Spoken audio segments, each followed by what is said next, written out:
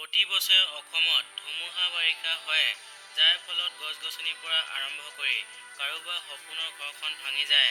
প্ৰতি বছৰে আমাৰ অসমত ধুমুহা বাৰিষা কিয় হয়, এই বিষয়ে জানিবলৈ আপোনালোকে ভিডিঅ'টো অকণো স্কিপ নকৰাকৈ চাব। হাই হেল্ল' দোস্তু, মই হোৱাই ভাই, পলম নকৰি ভিডিঅ'টো ষ্টাৰ্ট কৰি দিওঁ।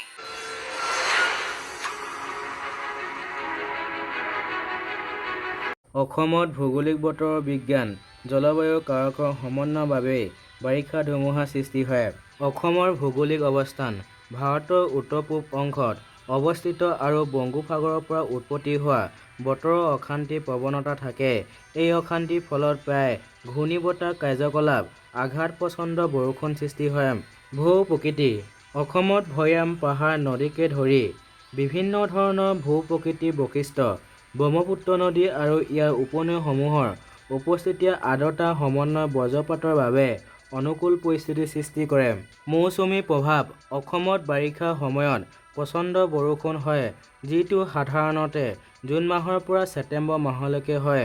বাৰিষাৰ বতাহে ভাৰত মহাসাগৰ আৰু বংগোপ উপসাগৰৰ পৰা আৰ্দ্ৰ বতাহ আনে, যাৰ ফলত সঘনাই ধুমুহা আৰু তীব্ৰ বৰষুণ হয়।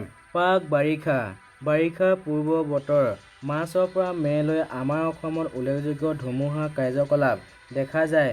এই সময়ছোৱাত উচ্চ উষ্ণতা আৰু আৰ্দ্ৰতা, যাৰ ফলত তীব্ৰ ধুমুহা আৰু শিলাবৃষ্টিৰ সৃষ্টি হয়। পশ্চিমীয়া অশান্তি মাজে মাজে ভূমধ্যসাগৰীয় অঞ্চলৰ পৰা উৎপত্তি হোৱা বতৰ ব্যৱস্থাৰ পশ্চিমীয়া বিক্ষিপ্ততাই অসমৰ বতৰত প্ৰভাৱ পেলাব পাৰে, যাৰ ফলত ধুমুহা আৰু প্ৰচণ্ড বৰষুণ সৃষ্টি হয়।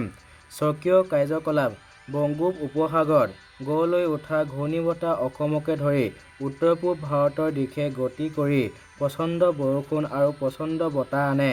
এই কাৰকসমূহে সামূহিকভাৱে অসমত সঘনাই ধুমুহা সংঘটিত হোৱাত অৰিহণা যোগায়, যিয়ে অঞ্চলটোৰ বতৰৰ ধৰণৰ প্ৰভাৱ পেলায় আৰু প্ৰায়ে বানপানী আৰু বতৰ সম্পৰ্কীয় অন্যান্য প্ৰত্যাহ্বান সৃষ্টি কৰে। যদি আমাৰ চেনেলটোলৈ নতুনকৈ আহিছে, তেন্তে আমাৰ চেনেলটো ছাবস্ক্ৰাইব কৰি ল'ব আৰু লাইক, কমেণ্ট এণ্ড শ্বেয়াৰ কৰিব নাপাহৰিব। আজিলৈ ভিডিঅ'টো ইমানেই। নেক্সট ভিডিঅ'ত আকৌ লগ পাম। ধন্যবাদ।